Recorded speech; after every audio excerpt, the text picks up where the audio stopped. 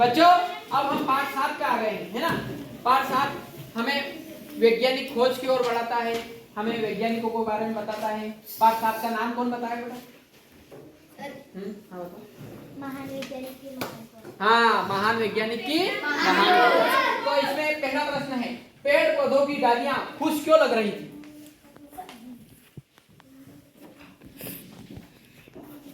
हाँ चलो नायरा बताओ। क्योंकि उनके आसपास की गंदगी जो साफ हो गई। हाँ, जो आसपास की गंदगियां साफ हो जाएगी तो खुश लगेगी लगे बेटा? अपनी क्लास को अपन स्वच्छ रखेंगे, साफ सफाई रखेंगे। देखो कितनी क्लीन लग रही क्लास, तो अच्छा लग रहा है ना अपने को। ऐसे ही पेड़ पौधों की डालियां भी खुश लग रही है। जगदीश चंद्र बसु का जन्म कब और कहाँ हुआ है, कौन बताए? हाँ तो ऋतिक बताए। जगदीश चंद्र बसु का जन्म 30 नवंबर 1858 को बंगाल प्रांत में ढाका जिले के विक्रमपुर के पास राठीकाल गांव में हुआ था।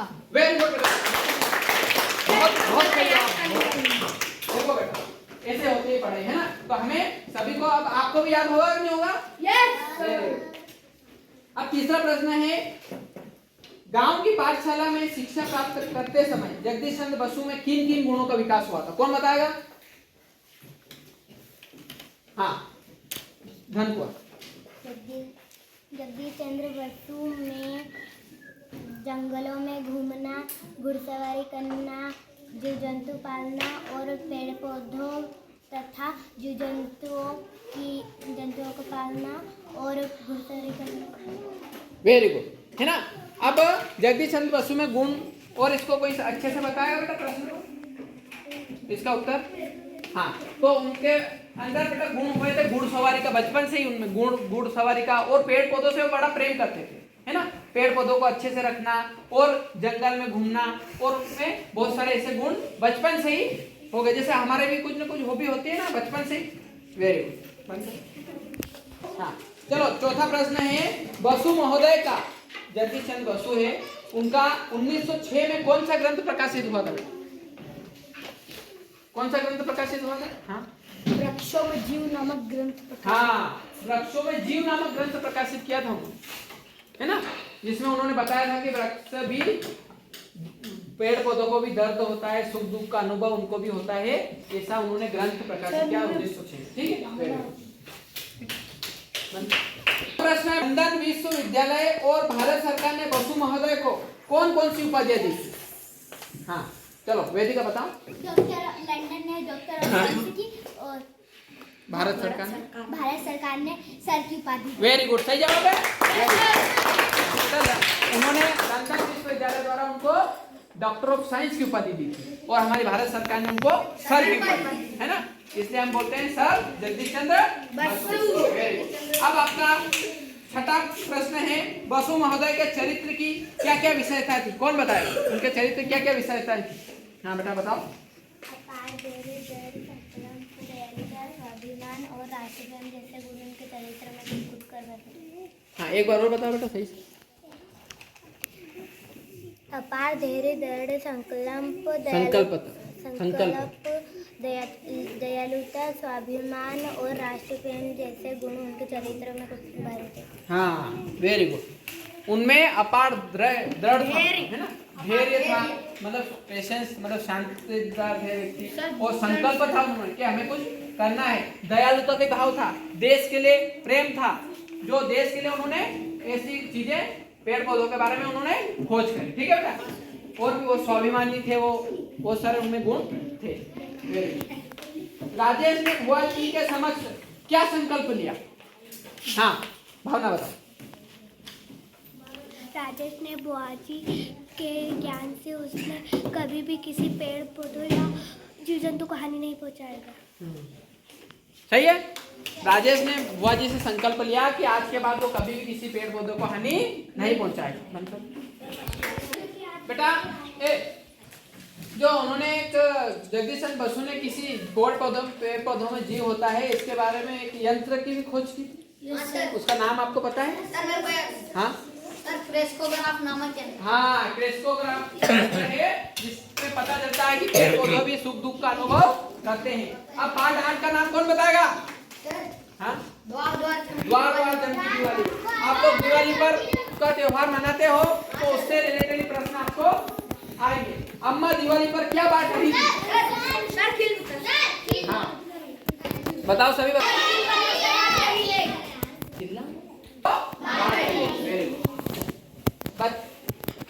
दिवाली पर बाजार से क्या क्या चीजें खरीदते हैं, ये सभी बच्चे बता सकते हैं कि हम दीपावली पर क्या क्या चीजें खरीदते हैं। हाँ, बेटा उससे दिया बताओ क्या खरीदते हो बाजार से?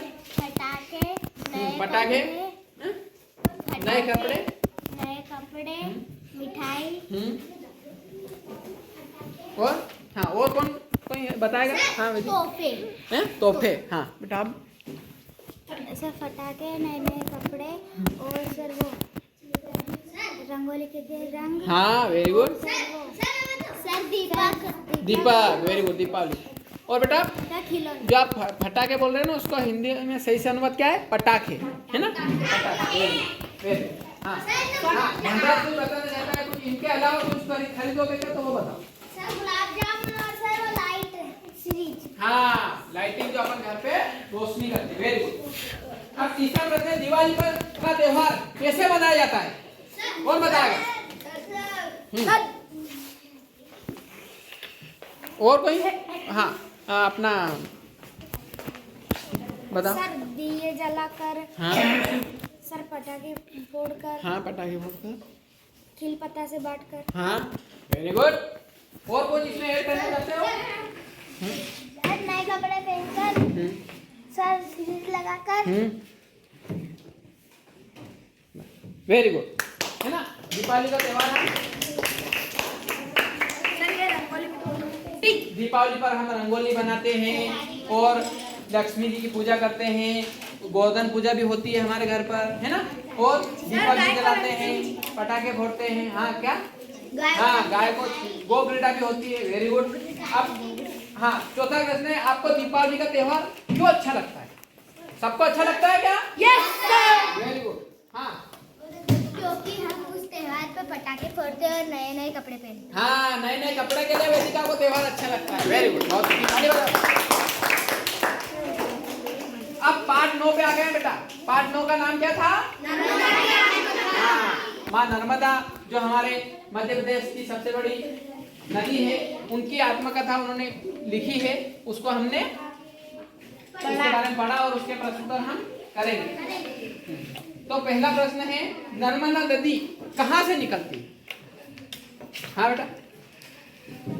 नर्मदा नदी अनूपपुर जिले। हाँ अनूपपुर जिले के अमरकंटक पहाड़ से निकलती है। Very good. नर्मदा नदी अनूपपुर जिला है जो बेटा, उसके अमरकंटक जो पहाड़ है वहां से हमारी नर्मदा कुंड से माँ नर्मदा निकलती है, वेरी गुड। अब दूसरा प्रश्न है, नर्मदा नदी किन दो पर्वतों के बीच से? आपको बताया था दो पर्वतों के नाम, उनके बीच से निकलती है, वो बताए। हाँ भावना बताओ। विंध्याचल पर्वत और सतपुड़ा पर्वत। हाँ विंध्याचल पर्वत और सतपुड़ा पर्वत के बीच से हमारी माँ नर्मदा प्रवाहित होती है, वेरी गुड। नर्मदा नदी किन किन जिलों को हरा भरा बनाती है? मैंने आपको बताया था नर्मदा नदी शुरू से बहुत सारे मतलब 15-20 जिलों को हरा भरा बनाती है, पर आप कुछ शुरू से जो नाम बताना चाहते हो। हाँ बताओ। अनूपपुर, डिंडोरी, मंडला, जबलपुर से होकर खंडवा, धार, बड़वानी तक जाती है। हाँ अनूपपुर, मंडला से होकर खंडवा, धार तक जितने भी जिले आते हैं उनको सभी को माँ नर्मदा हरा भरा बनाती है, मतलब पानी सिंचाई के लिए, कृषि के लिए भी वहाँ पे पानी मिल जाता है। चौथा प्रश्न है, नर्मदा नदी को मध्य प्रदेश की जीवन रेखा क्यों कहा जाता है? मध्य प्रदेश जीवन रेखा है नर्मदा, उसको क्यों कहा जाता है? कौन बताएगा? जीवन रेखा क्यों कहा जाता है? मध्य प्रदेश की जीवन रेखा मां नर्मदा को क्यों कहा जाता है?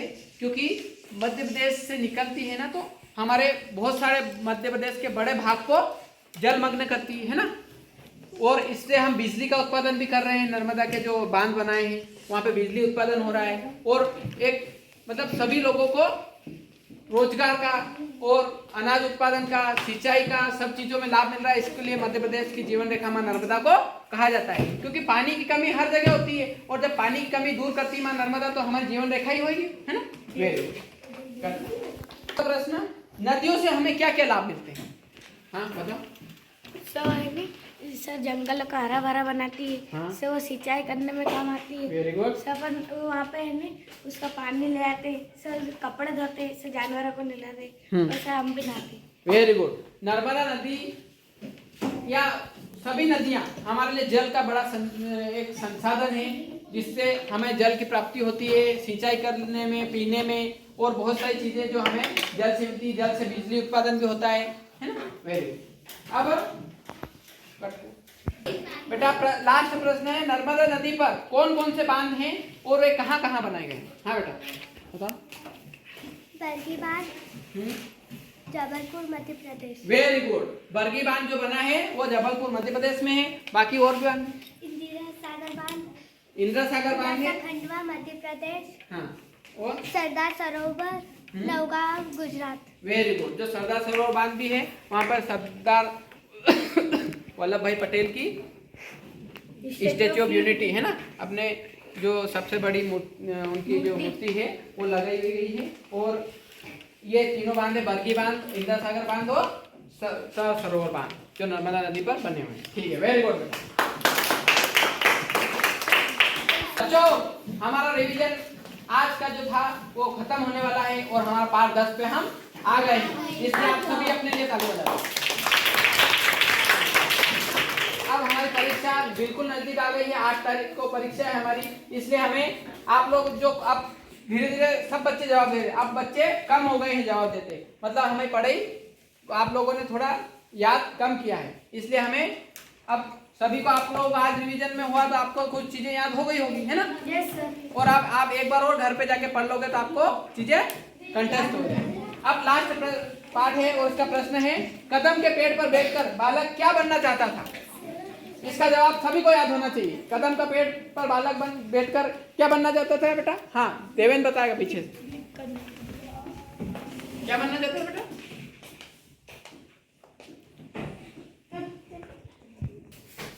कन्हैया बनना चाहता था। Very good. बालक कन्हैया बनना चाहता था।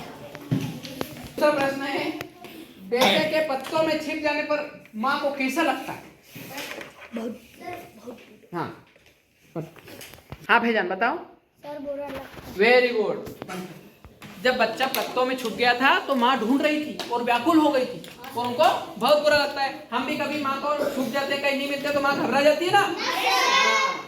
अब तीसरा प्रश्न है, नीचे उतरने के लिए माँ बेटे को कौन कौन सी चीजें देने की कहती है? हमारी माँ भी आपको बताती, अपने मम्मी जो हमें बनाने के लिए बोलती थी बेटा ये दे दूंगी, तो इसमें कौन कौन सी चीजें देने को बोला गया? हाँ नैतिक बताओ। माँ बच्चे को खिलौने, माखन, मिश्री और दूध मलाई देने का बोल रही है। हाँ, माँ बच्चों को खिलौने देगी कि बेटा माखन मिश्री, दूध मिलाई खिलाऊंगी, आजा नीचे आजा बेटा, है ना? अब चौथा प्रश्न है, माँ को खुश करने के लिए बालक ने क्या तरकीब सोची? हाँ बेटा, भावना बताओ, सॉरी रोशनी बताइए। पेड़ पर से उतरकर बालक माँ की गोद में सो बैठ। सही जवाब बेटा, वेरी गुड। बच्चा माँ को खुश करने के लिए जब माँ व्याकुल हो गई थी तो बेटा वो बच्चा छुप कर आया और माँ की गोद में बैठ गया और माँ ने देखा, माँ खुश हो गई। Very good. अब लास्ट प्रश्न आज का, माँ गुस्सा होकर बेटे को किस लिए डांट रही थी? आपको डांटती है मम्मी? किस लिए डांटती है? हाँ, हम कुछ गलती करते हैं, उनको परेशान करते हैं तो माँ हमें डांटती है। तो इस प्रश्न का लास्ट प्रश्न का जवाब वेदिका से दिया जाएगा। क्योंकि वह कदम के पेड़ पर से नहीं उतरा। अच्छा, तो इसलिए माँ डांट रही थी। हाँ। आपको कभी डांटा मम्मी ने? किसने डांटा था? बताओ। कोई भी ऐसी चीज जो आपको उसके लिए मम्मी ने डांटा हो? हाँ बेटा। मेरी दीदी से लड़ ली थी इसलिए। अच्छा, हाँ सही बात है। और हाँ बेटा, आपको कभी डांटा मम्मी ने? हाँ। कब? जब मैंने ना सुबह की ठंडी सब्जी ढोल ली थी। हाँ, सुबह की सब्जी ढोलने की वजह से इसको मम्मी की डांट पड़ी। हाँ।